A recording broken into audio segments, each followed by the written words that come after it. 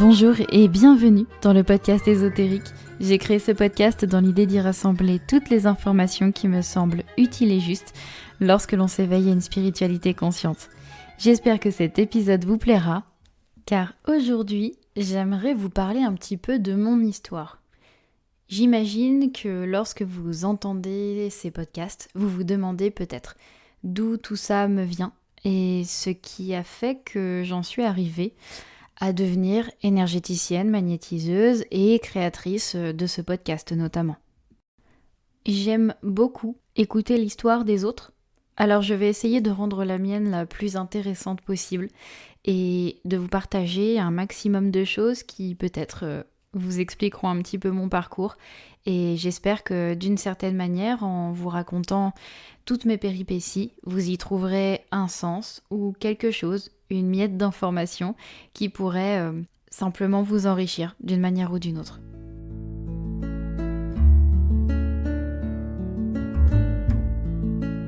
Aujourd'hui, j'aimerais parler de comment je suis devenue magnétiseuse. Je vais parler de mon expérience par le prisme du magnétisme, tout simplement parce que sinon ce podcast durera à peu près 5h30. C'est un petit peu beaucoup quand même. Donc j'essaie de morceler un petit peu la manière dont je vous partage mon expérience. Et aujourd'hui on parlera plutôt de ça parce que finalement il y a quand même une différence entre ce que j'ai vécu par le prisme du magnétisme et ce que j'ai vécu par le prisme de la médiumnité. Vous allez peut-être en comprendre un petit peu les différences dans ce podcast, et j'en ferai bien sûr un autre dans lequel je vous partagerai mon parcours de médium.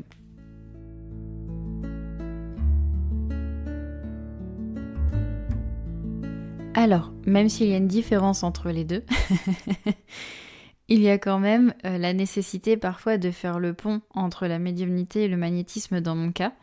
Tout simplement parce que les deux se sont un petit peu révélés à moi de manière conjointe. J'ai découvert que j'étais médium à l'âge de 7 ans, c'est-à-dire que c'est à partir de 7 ans que j'ai vécu la plus grosse expérience, celle qui m'a le plus marquée et qui sortait suffisamment de l'ordinaire de manière factuelle pour que je me dise « là, il se passe quelque chose ».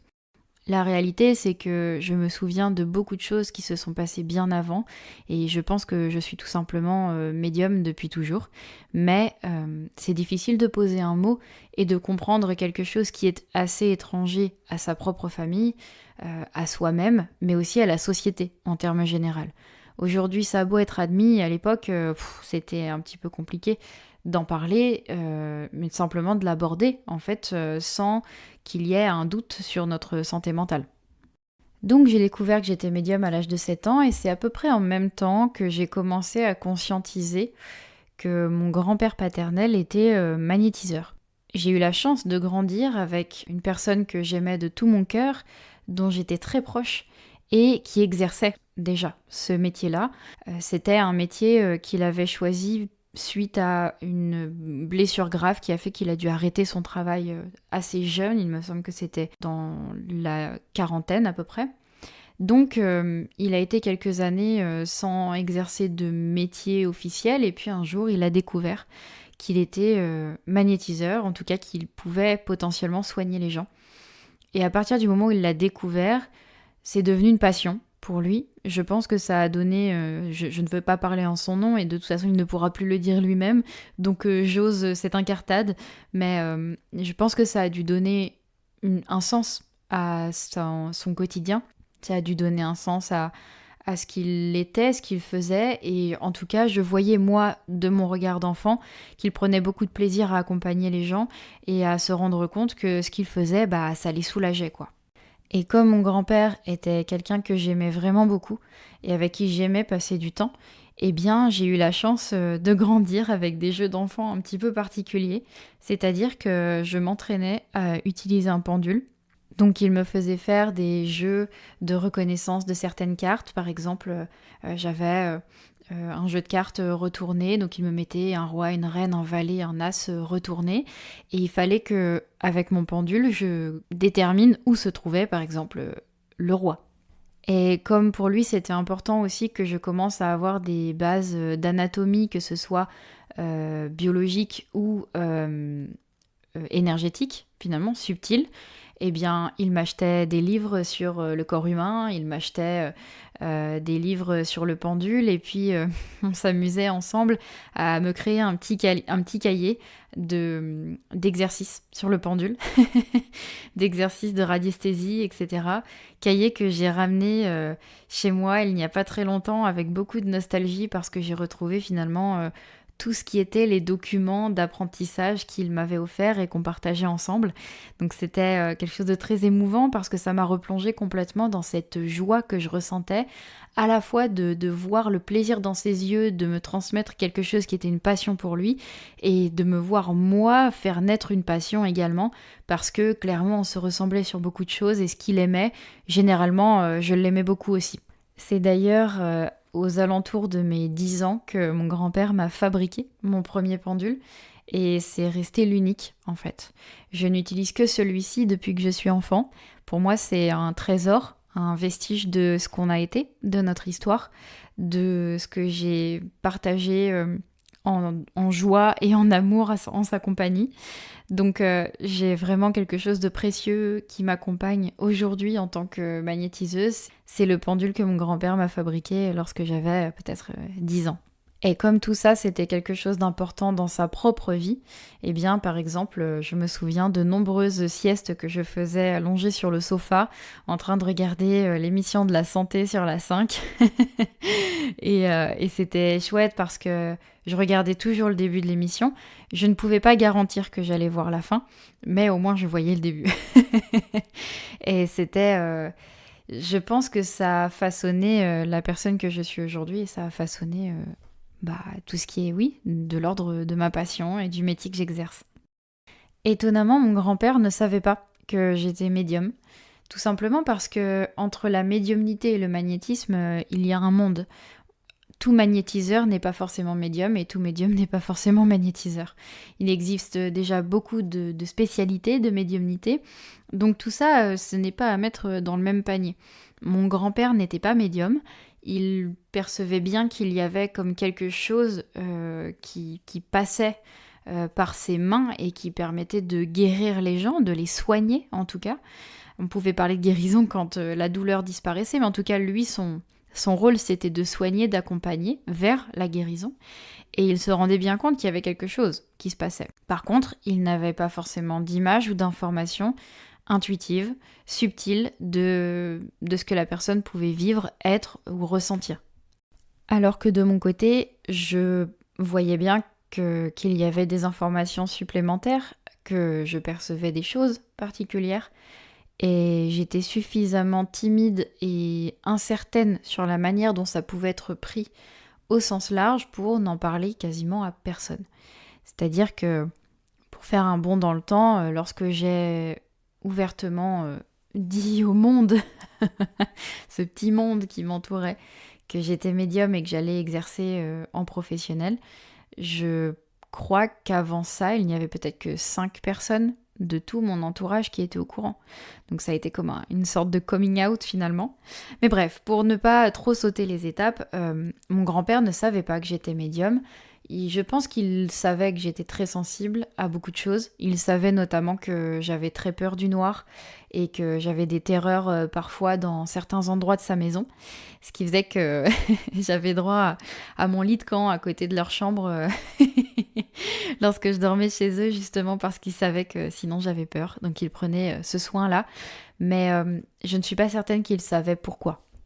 Donc tout ça, forcément, ça a fait que très tôt, j'ai dit à mon grand-père que ma volonté dans la vie, c'était d'aider tous les gens de la Terre. Vous imaginez par cette phrase d'une grande naïveté, mais ma foi particulièrement mignonne, que j'étais très jeune lorsque je lui ai dit ça, et je pense que je devais avoir peut-être 8 ans, 9 ans. Je me revois, je le revois très très grand par rapport à moi, donc je pense que j'étais vraiment minuscule.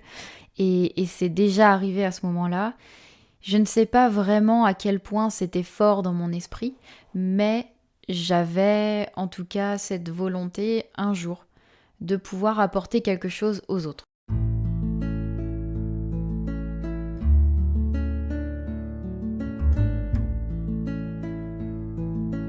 J'ai grandi, je suis devenue adolescente et la médiumnité a pris beaucoup plus de place que le magnétisme et la radiesthésie. C'était même finalement l'exclusivité de mon expérience. J'ai vécu des choses terrifiantes, on en parlera dans le cadre d'un autre podcast. Et si vous avez écouté notamment le podcast que nous avons partagé, le tout premier, que nous avons partagé avec Xavier sur son propre podcast Entre deux mondes, vous en savez déjà un petit peu. mais ça a pris beaucoup de place en fait dans mon expérience. Donc honnêtement, le magnétisme, le fait d'accompagner des gens, c'était le cadet de mes soucis. J'étais obnubilée par la peur et la terreur que je vivais pendant des années, et sur le fait de trouver des solutions. Et puis je suis entrée au lycée, je dirais qu'il y a eu des phases où j'ai eu envie de laisser tout ça de côté, mais c'était tellement présent que c'était juste impossible. Le lycée, ça a été la période où j'ai essayé de comprendre ce que je vivais. J'essayais de comprendre depuis longtemps. Je dirais que c'est le moment où vraiment, moi, j'ai pris mon courage à deux mains, j'ai remonté mes manches et j'ai essayé d'être aidée. Disons que j'ai essayé de trouver des solutions et à ce moment-là, ce n'était toujours pas... Voilà, je n'avais toujours pas la volonté d'en faire un métier, je n'avais toujours pas cette volonté-là. Je savais par contre pertinemment que ça deviendrait un métier un jour. Je savais que en dernière partie de carrière, j'en ferais quelque chose. J'en étais persuadée, j'avais déjà un petit peu mon plan d'action et je me disais que peut-être dans ma vie j'aurais 2 ou 3 métiers et que le dernier ce serait le magnétisme comme mon grand-père l'avait fait et que voilà, ce serait un moyen peut-être de me reposer dans la vie et d'en faire quelque chose de plus personnel entre guillemets. Donc je suis sortie du lycée avec mon bac en poche et je me suis dit qu'il fallait bien que j'en fasse quelque chose. Alors ça faisait des années que j'avais vraiment une petite santé. Je pense que ma médiumnité y était pour beaucoup parce que j'étais tellement terrifiée tout le temps. C'était une telle angoisse pour moi tout ça. Le décalage que je vivais avec les autres, les terreurs que je vivais à l'école parce que clairement j'étais en état de phobie scolaire depuis la maternelle. Donc tellement épuisée par tout ce stress, en plus des terreurs nocturnes et des épreuves de médiumnité que je devais traverser personnellement quand j'étais à la maison. Et d'ailleurs, un jour, je vous raconterai des choses qui me sont arrivées à l'école aussi, parce que je n'étais pas forcément tranquille à l'école. En bref, tout ça là, ça a fait que mon corps a eu beaucoup de mal à supporter le choc. Et donc j'étais malade tout le temps. J'avais une très petite santé, j'avais des rhumes, des grippes, des trucs et des machins constamment et j'avais même des problèmes de santé un petit peu plus graves qui n'étaient pas d'une énorme gravité mais suffisamment pour faire des petits stages à l'hôpital. Donc c'était pas forcément quelque chose de très confortable. Sauf qu'il fallait bien choisir une direction à prendre, donc j'ai essayé d'aller en LEA, rien de narcissique là-dedans. J'aimais juste les langues étrangères, j'aimais beaucoup l'anglais, donc je me suis dit que dans tous les cas, même si je n'en faisais pas une carrière, ça m'apporterait quelque chose et ça me laisserait le temps de me décider sur ce que je voulais faire. Je rêvais d'être astronome plus jeune, mais je n'avais clairement pas le niveau en maths, donc j'ai complètement laissé de côté cette idée-là. Peut-être que j'aurais dû approfondir cette envie-là, mais j'étais trop préoccupée et trop terrifiée de l'autre côté pour avoir la force de le faire. Donc j'ai choisi d'aller en LEA pendant 1 mois et demi. Au bout d'1 mois et demi, je me suis rendu compte que ça ne serait pas possible et qu'il n'y avait aucun avenir là-dedans, que les professeurs n'avaient clairement pas le niveau que j'espérais atteindre si je me donnais à fond dans ce type d'études. Donc j'ai laissé tomber, je suis partie et j'ai pris des études. Alors, j'ai surtout pris le temps de savoir ce que je voulais faire et j'ai commencé des études de viticulture. Ne me demandez pas comment c'est venu, c'est tout. Je cherchais des études à faire. Bon, j'avais mes arrière-grands-parents qui étaient viticulteurs, mais je ne sais, je ne pense pas que... Enfin voilà, il y avait peut-être quelque chose, hein, c'était mes ancêtres qui m'informaient que peut-être c'était une voie envisageable. J'ai eu mon diplôme, mon BTS, que j'ai eu avec une très bonne moyenne. Ça s'est pas forcément bien passé d'un point de vue humain, mais ça s'est bien passé d'un point de vue pédagogique. Donc voilà, j'avais mon diplôme. Sauf que ça a été l'une des pires périodes de ma vie sur de multiples aspects. Ma santé mentale, physique, tout ça ne cessait de décliner, clairement. Donc j'ai fait d'ailleurs les 3 derniers mois de mon BTS à la maison. J'avais demandé l'autorisation à des personnes, des professeurs et notamment le CPE de l'école où j'étais, si ils m'autorisaient à être absente, mais à bosser mes cours et avoir mon diplôme. Voilà, je pense qu'ils voyaient que si ça continuait comme ça, de toute façon, j'aurais certainement pas la force de continuer. Je l'aurais eu, mais à quel prix, ça on ne sait pas. Donc j'ai eu l'autorisation de faire les derniers mois, dernières semaines en restant chez moi et en ne côtoyant plus personne. Et ça a été le début d'une conscience que de toute façon j'étais complètement inadaptée à la vie sociale conventionnelle, que j'en étais tout simplement incapable. Ça faisait une dizaine d'années, même plus que ça, que j'étais à l'école, que je changeais sans cesse d'établissement. Enfin, sans cesse. J'ai pas changé plus d'établissement que quelqu'un d'autre, mais même en ayant une école primaire, un collège, un lycée et un BTS, un lieu de BTS différent, qui n'avait rien à voir dans l'entourage et dans les élèves présents, chaque fois ça se passait extrêmement mal. Donc à un moment donné, j'ai commencé à comprendre que peut-être que c'était moi qui étais inadaptée à la société. Donc j'ai décidé d'arrêter mes études ici et de trouver une solution et de faire autre chose.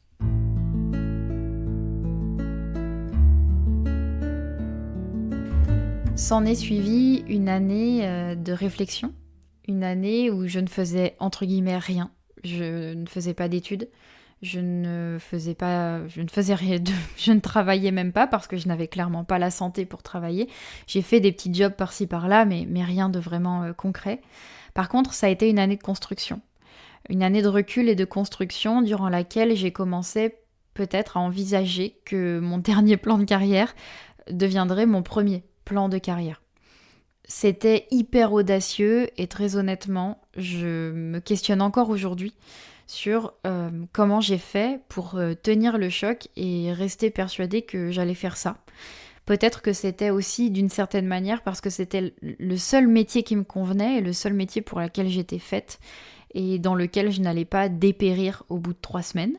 Donc, j'ai commencé à réfléchir à cette éventualité et puis en fait, j'ai retrouvé la passion. J'ai retrouvé la passion qui m'animait lorsque j'étais enfant et que j'utilisais mon pendule avec mon grand-père. Je retrouvais aussi cette fascination que j'avais de voir les gens entrer dans son cabinet de soins et ressortir avec un sourire et puis généralement avec des douleurs qui se soulageaient dans les temps à venir, donc dans les temps qui suivaient. Donc ouais, j'ai retrouvé ça et j'ai commencé à envisager sérieusement que peut-être que j'étais faite pour ça et que ça allait devenir mon métier. La première chose que j'ai faite, c'est finalement d'assumer à 100% que j'étais médium et que je devenais magnétiseuse, que je devenais énergéticienne. Donc la première chose que j'ai faite, c'est d'annoncer au monde qui m'entourait, en tout cas à mon monde, que j'étais médium et que je devenais magnétiseuse énergéticienne et que j'allais accompagner des gens. C'était un gros pas puisque toute ma vie, je n'en avais parlé quasiment à personne. Seuls mes parents, mon conjoint et 2 ou 3 amis étaient au courant de ça. C'était vraiment le sujet secret que je préservais. Je ne le cachais pas, je le préservais. J'avais besoin que ça reste mon trésor à moi. C'était ma richesse. Et cette richesse-là, comme je ne savais pas totalement la canaliser, la maîtriser, je voulais certainement pas que ce soit entaché par qui que ce soit et surtout, je n'étais pas encore prête à potentiellement recevoir des retours négatifs par rapport à ce que j'étais parce que ça faisait partie de mon identité en fait. Donc renier cette activité ou le fait d'être médium magnétiseuse, pour moi, c'était renier une partie de qui j'étais. Et il faut être prêt à se confronter à ça. Donc il m'a fallu un petit peu de temps et en fait, je crois qu'au bout de 6 mois, à ne rien faire entre guillemets, ou après avoir arrêté mes études, j'ai créé cette page Facebook et j'ai commencé à faire des publications et à dire au monde, voilà qui je suis et voilà qui je deviens. Et puis j'ai eu mes premières personnes, des connaissances, des proches parfois qui me demandaient de les accompagner. Et donc ça a été mes premiers soins. Il s'est passé des choses de dingue. Et là je me suis dit, ah ouais, il y a vraiment quelque chose à faire avec ça en fait. Ça me plaît énormément, il y a des retours positifs, c'est vraiment très chouette. Et puis finalement, les premiers soins ont été un peu laborieux parce que je me suis rendu compte qu'après chaque soin, j'avais besoin d'à peu près 5 jours pour m'en remettre, tellement j'étais dans un état de fatigue avancé et parfois même ça avait tendance à me rendre un peu malade. Donc ça a été le premier gros point noir qui a fait que j'ai tardé, entre guillemets, hein, on s'entend, que j'ai tardé à officialiser mon entreprise et à vraiment me lancer. En fait, il y a plusieurs choses qui me freinaient. La première chose, c'est que je ne voulais certainement pas prétendre accompagner des gens si je ne me sentais pas les épaules assez larges pour ça. Et si je n'utilisais pas ce fluide, donc ce magnétisme correctement et de la meilleure des manières. J'avais besoin de me sentir dans une démarche de maîtrise et non pas de découverte. On ne cesse de découvrir et d'apprendre tout au long de notre vie, mais entre le moment où on débute dans une discipline et le moment où on se sent suffisamment sachant pour pouvoir commencer à prétendre en faire quelque chose, il peut se passer beaucoup de temps.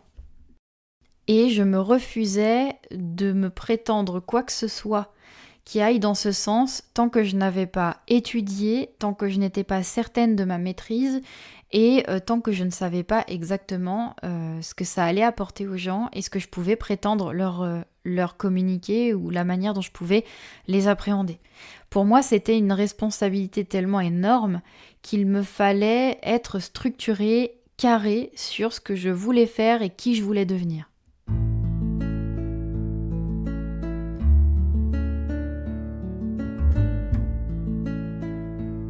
C'est en août 2017 que je lance officiellement les démarches de création de micro-entreprises parce que là, je vois que vraiment, je commence à être certaine, je suis sûre de moi et je comprends aussi que le chemin va être long avant que ça devienne quelque chose de pérenne. Donc, j'ai pas envie de perdre de temps et surtout, c'est un moyen pour moi de m'engager officiellement dans une voie et donc de m'y tenir. Et c'est finalement dans ça que je mettais ma volonté et c'est ce qui, par résonance, me permettait d'avoir la force de me lever le matin, d'étudier et de donner un sens à ma vie. C'était un nouveau départ, en fait, pour moi. C'était clairement un nouveau départ et ça a été la meilleure décision de ma vie. Une des meilleures décisions de ma vie. Puisque, effectivement, donc j'avais 21 ans lorsque j'ai officiellement créé mon entreprise et j'avais 20 ans quand j'ai prodigué mes premiers soins à des proches, etc. Et donc, à partir de mes 21 ans, je n'ai plus cessé de créer, de partager, d'étudier et de tenter de maîtriser au mieux ce potentiel qui m'a été donné à la naissance. Il faut savoir que je n'avais aucun réseau social réel, c'est-à-dire que dans mon entourage, j'étais bien trop jeune, je n'avais eu aucune expérience professionnelle ou presque, je n'avais pas de carrière derrière moi, je n'avais rien de tout ça, je me lançais dans la vie, donc il fallait que je réussisse à me constituer une patientèle, consultantèle, je ne sais pas comment appeler ça. Il fallait que je crée mon réseau et que des gens sachent que j'existais, tout simplement. C'était déjà un bon début, je pense. Donc les réseaux m'ont aidé pour ça. Pendant quelques temps, peut-être 1 an et demi, 2 ans, j'ai donné beaucoup de ma personne et j'ai réussi par certains contacts, par du bouche à oreille, à avoir déjà un petit rythme de personnes qui venaient dans mon cabinet en présentiel, parce que j'avais un cabinet en présentiel dès ma première année, fin de première année d'exercice, j'avais déjà mon cabinet. Et je recevais des gens, c'était chouette, c'était une très chouette période que j'espère réitérer un jour. Période durant laquelle j'ai forcément gagné confiance en moi et j'ai forcément gagné en maîtrise de ce potentiel. Au départ, lorsqu'on crée une entreprise et lorsqu'on doit se constituer une patientèle, une clientèle, il ne faut pas se leurrer, à moins qu'on ait déjà un réseau très solide, on n'a pas beaucoup de séances et il ne se passe pas grand-chose.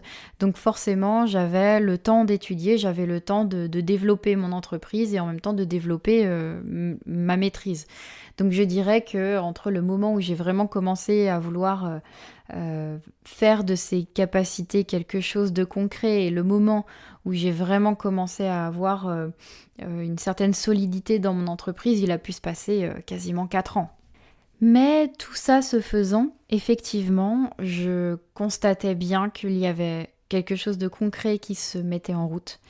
Et surtout, je sentais que mon corps changeait beaucoup dans le sens où j'avais un corps très fragile à l'origine et plus je me respectais dans mon rythme, plus je m'engageais dans cette voie de l'accompagnement, et bien mieux je me sentais dans mon corps. Il a fallu du temps pour que celui-ci s'apaise vraiment.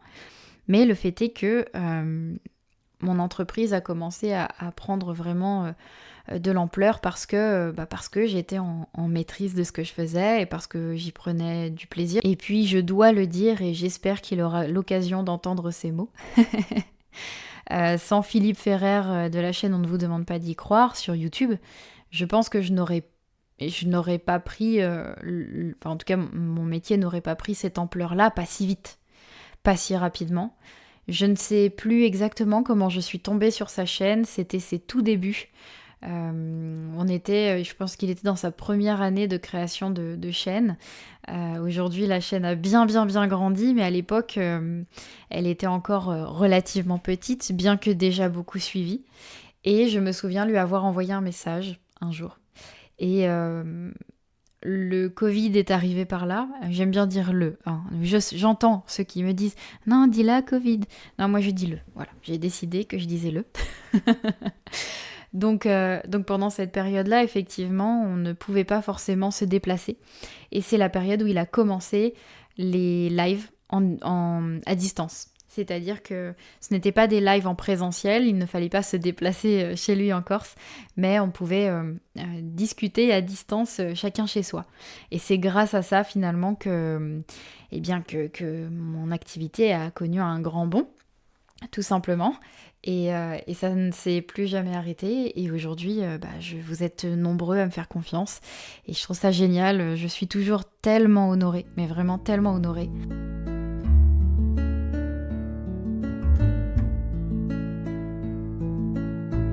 D'un point de vue de ma pratique, elle a forcément énormément évolué, c'est-à-dire qu'entre le moment où on se dit qu'on aimerait devenir énergéticienne, magnétiseuse, et le moment où on commence vraiment à comprendre qu'on développe sa propre méthode et qu'on a comme des points de repère, on a une sorte de temple qui se crée autour de nous et dans lequel on s'établit avec confiance. Ça ne se fait pas en une semaine.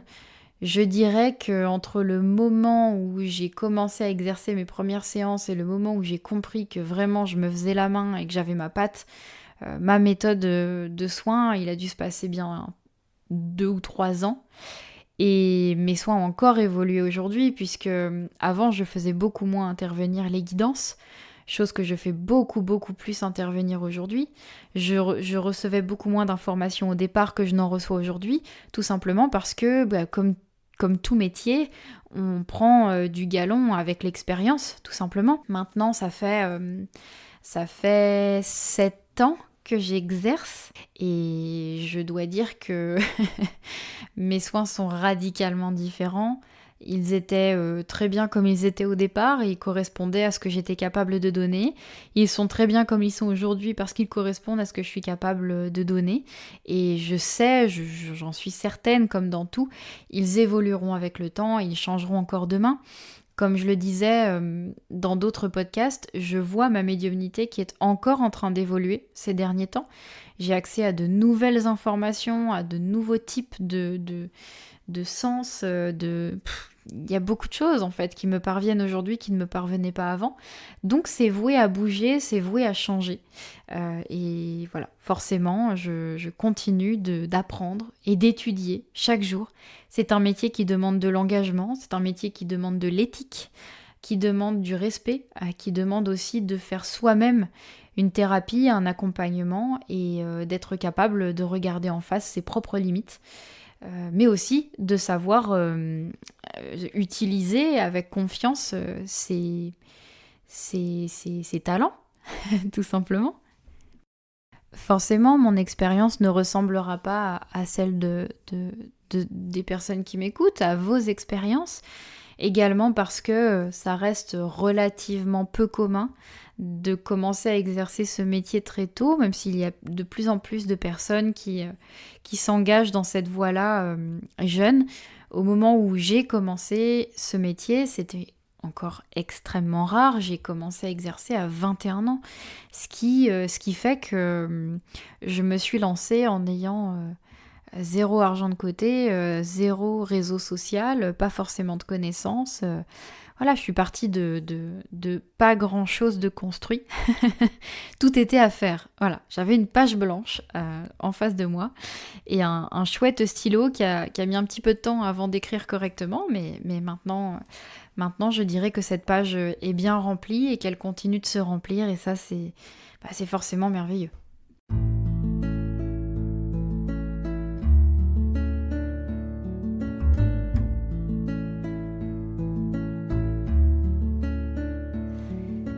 Je ne sais pas si ce podcast va vous intéresser. Très honnêtement, je trouve très difficile de parler de son expérience en ayant la sensation que ça va vraiment servir à quelqu'un.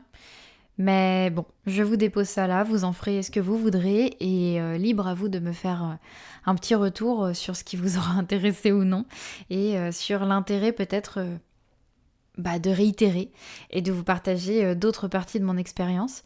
Si je devais faire une sorte de conclusion de ce que j'ai vécu jusqu'à maintenant et peut-être donner des conseils à celles et ceux qui voudraient débuter, et peu importe l'âge auquel on débute ce métier, je dirais que n'ayez pas peur des moments de doute, parce que vous allez douter énormément dès le début, surtout au début. Vous allez avoir l'impression de vous planter complètement. Mais dans tous les cas, si l'univers et la vie vous a mené jusque-là, c'est que vous aviez quelque chose à expérimenter dans cette voie-là et dans cette découverte. Peut-être que c'est une marche de votre grand escalier de vie. Peut-être que vous n'allez pas devenir magnétiseur ou magnétiseuse, mais que l'audace d'essayer de le devenir, ça vous décuplera certains potentiels et une manière d'être, et peut-être que ça développera surtout votre vision singulière de la vie, tout simplement. Donc ne laissez pas le doute vous arrêter. À partir du moment où votre volonté est suffisamment forte et que vous savez ce que vous voulez faire, ce que vous voulez devenir et que vous établissez un plan d'action qui respecte à la fois les besoins de votre famille, vos besoins financiers, vos besoins de multiples manières, à partir du moment où vous êtes suffisamment en accord avec ce que vous faites, eh bien, je ne vois pas où ça pourrait bloquer, finalement. Je pense que chacun est capable de déployer en lui-même suffisamment d'intuition pour savoir ce qui est le plus juste. Mais il y a des moments de doute. Il y a toujours beaucoup de moments de doute, surtout au début. Voilà. Donc ça, il ne faut pas que ça vous arrête. Il faut que ça vous porte à réflexion sans cesse. Pourquoi vous doutez ? Qu'est-ce qui fait carence dans votre manière d'être, dans ce que vous vivez pour que vous soyez dans le doute ? Est-ce que vous manquez de confiance en vous-même ? Est-ce que vous doutez parce que vous sentez que là, vous vous fourvoyez dans une voie qui n'est pas la vôtre ? Tout ça, c'est important. Le doute doit être écouté, mais il ne doit pas être mis sur un piédestal. Je dirais également que vous allez devoir étudier beaucoup, vous entraîner beaucoup et peut-être patienter avant de vouloir être quelqu'un dans ce milieu. Comment dire ça ? C'est très mal dit. C'est très mal dit. Ce que j'aimerais exprimer, c'est que je croise, notamment au détour de mes séances, beaucoup de personnes qui veulent être légitimes de poser une étiquette sur ce qu'ils font avant même de se laisser l'opportunité de le faire. J'ai eu parfois des personnes qui me disaient « je suis magnétiseuse », mais qui n'avaient jamais donné un soin de magnétisme. Et je sentais qu'il y avait un besoin de se légitimiser dans un rôle qui n'était même pas encore vraiment à l'intérieur de soi. je me rendais compte que c'était un moyen de se persuader de quelque chose. Le soin, la médiumnité, l'accompagnement, ce sont des métiers, à mon sens, de vocation. Parce ils vont venir vous chercher du plus profond de vous-même. Ils vont venir remuer tout ce qu'il y a à l'intérieur de vous, vous faire passer par des épreuves très compliquées, comme vous allez passer par des moments de joie intense. Mais il faut être prêt à vivre pleinement à l'intérieur de soi ce chemin de l'accompagnement. Et je pense que je me permets de parler au nom de tous ceux qui accompagnent, même dans des métiers de santé dites allopathiques. Donc, entraînez-vous sans cesse, étudiez sans cesse. Quand je dis étudier, je ne parle pas forcément de vous acheter une douzaine de formations en tout genre. Non, moi ce que je vous communique, c'est ouvrez des livres, écrivez ce que vous ressentez, entraînez-vous, faites des exercices quotidiens, priez chaque jour et soyez dans une voie intuitive, une voie initiatique. Initiez-vous à l'art d'accompagner et de soigner les gens. Et ça demande un engagement quotidien et ça ne vous quittera plus à partir du moment où vous serez habité par cette idée-là. Je dirais aussi que parfois, il faut feindre d'y arriver, même quand vous avez l'impression que vous n'y arrivez pas. Je crois qu'il y a une phrase qui dit « fake it until you make it ». Et c'est tout à fait vrai. Faites semblant de l'être jusqu'à ce que vous le soyez vraiment. C'est un peu ça quand même, mais à l'intérieur. Je ne parle pas de vous dire quelque chose avant même de le devenir. C'est sentez que vous l'êtes avant même de l'être vraiment. Soyez habité par cette volonté, soyez habité par cette vocation qui vous anime. Et même dans les moments où vous doutez, vous ne doutez pas.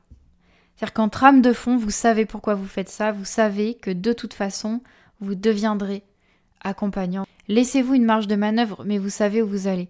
Et c'est ça qui va vous donner la force nécessaire pour surpasser les moments où, clairement, financièrement, spirituellement, au niveau de votre santé, mentale, physique, ça va flancher un peu.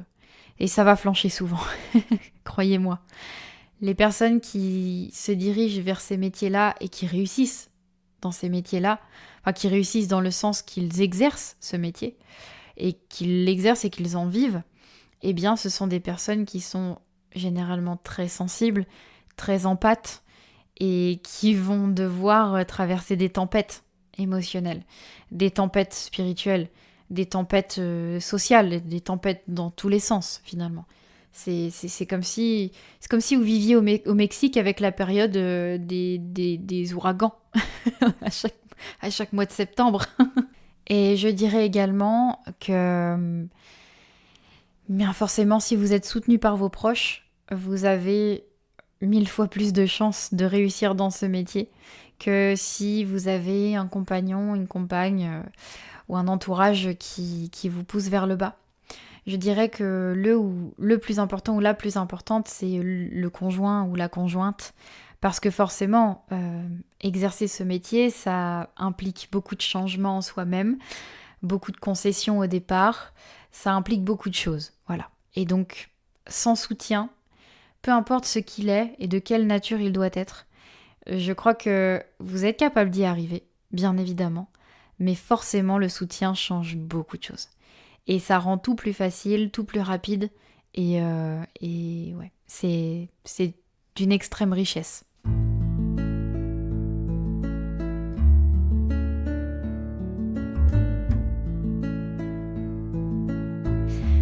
Voilà, c'était mon parcours, mon parcours de magnétiseuse énergéticienne. Comment j'en suis arrivée là? Quelles ont été les étapes qui m'ont menée jusque-là? J'ai forcément oublié beaucoup de choses. Je pourrais forcément vous en parler pendant des heures. J'ai laissé venir assez spontanément ce qui venait. Si toutefois ce podcast vous a plu, que vous l'avez apprécié et que d'une certaine manière il vous a été utile, n'hésitez pas à me le faire savoir et à le partager autour de vous. Merci de votre écoute, merci d'être toujours plus nombreux à accorder du temps à ces podcasts.